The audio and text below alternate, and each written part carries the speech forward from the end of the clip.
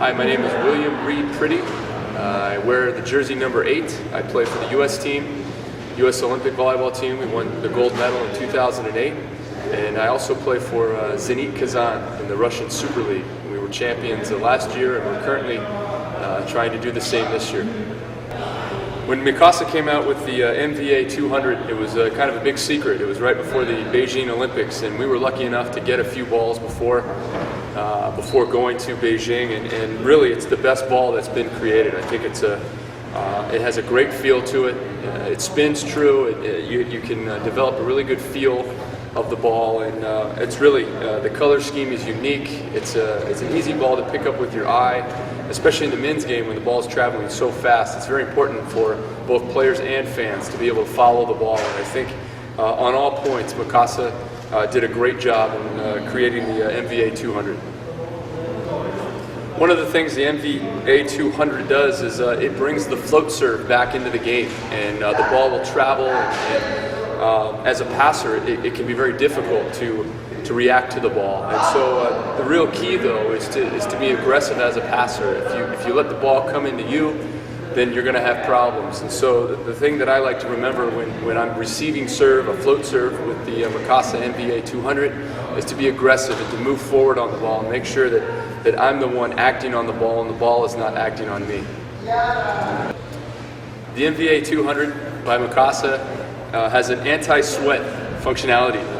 Nano silica is what you call it, and a lot of balls get very slippery, especially when you're playing in hot gyms and in hot locations, and sweat will transfer onto the ball and become very slippery, and it's not something you can see as a player, and could be the difference between winning and losing a match if you're talking about a point here or a point there. Nano silica really helps to keep the ball dry and moving true. Great anti-sweat functionality. One of my favorite parts about the MVA200 by Mikasa is the double dimples that you'll see on the surface of the ball. It really provides a great grip for the ball, and grip is especially important when you're talking about the ball traveling at 75, 77, 78 miles an hour. To be able to hold onto your skin that much longer to give you a good feel. Also, it's very important when you're tossing your jump serve to not have a slippery surface or a slick surface. So the double dimples of the MVA200 by Mikasa really adds to that extra grip. It's a great ball. I recommend that you go buy one. Mikasa's MVA200 has a very soft surface, and this becomes important in developing a special touch and a feel of the ball, and it's very consistent from one ball to the next. There's no difference between balls. When you come to a tournament, it's very important to know the equipment and to know how the ball feels, and this soft surface really provides a great surface to develop that rhythm and feel and touch of the ball. Compared to the old ball, the MVP200, the MVA200, first of all, I really like the color scheme. I think it's unique, it's cutting edge, and it provides a pretty aesthetic appeal to watching the ball spin and move.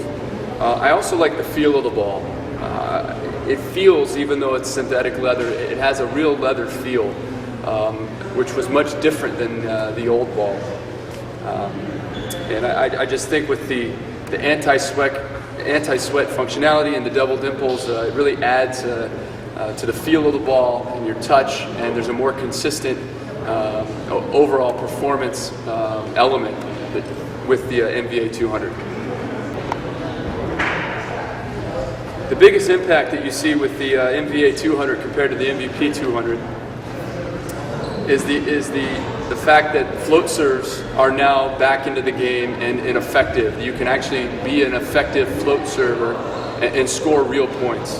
The ball spins more true and it floats more true, and so it makes that skill more difficult, and definitely a change from where the game was with the old ball. The MVA200 was created to create and help facilitate more rallies in the game of volleyball. I think that's a hard thing to do in men's volleyball because of the power and intensity by which it's played. However, I think the color scheme and the overall feel of the ball has increased those rallies, and it helps you follow the ball with your eye, which is particularly important with such high velocity spikes and the ball is traveling so fast. So I think they did a good job in increasing the rallies. In my 11-year career, I've played all over the world. I've played in many different countries and many different leagues, and for the last 5 years I've been in the Russian Super League, and it really stands out as one of the superior leagues in the world just because of the power and level by which it's played. As you can see from the Russian national team, there's a lot of big players, tall players with a lot of power, and so that's one of the distinctions between the Russian league versus other leagues, is just the height and power by which the game's played. So check us out.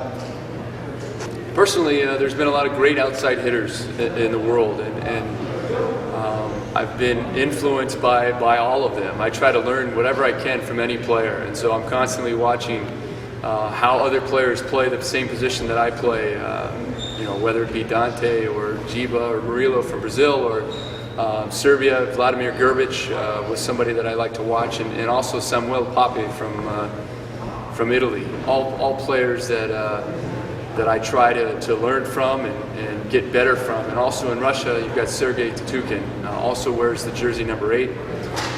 Somebody I played with last year, had the honor to play with, and so I try to take bits and pieces from each of these players and try to constantly get better every day.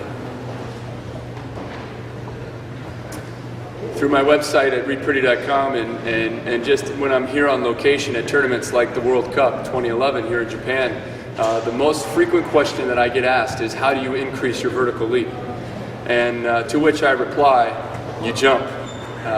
Volleyball is a unique sport in that you're constantly jumping, and every jump happens to be a max jump, and so we're always jumping. And so if you out there are interested in increasing your vertical jump, my first suggestion to you is to jump. Jump as many times as you can a day, and increase. You will increase your jump that way. Now, in the weight room, you can also facilitate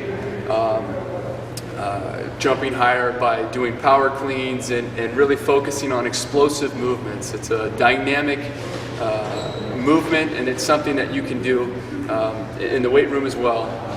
And so I would say, first and foremost, go out there, play as much volleyball as you can, try to keep jumping every day, and in the weight room, do explosive exercises to help increase that jump as well. Thanks.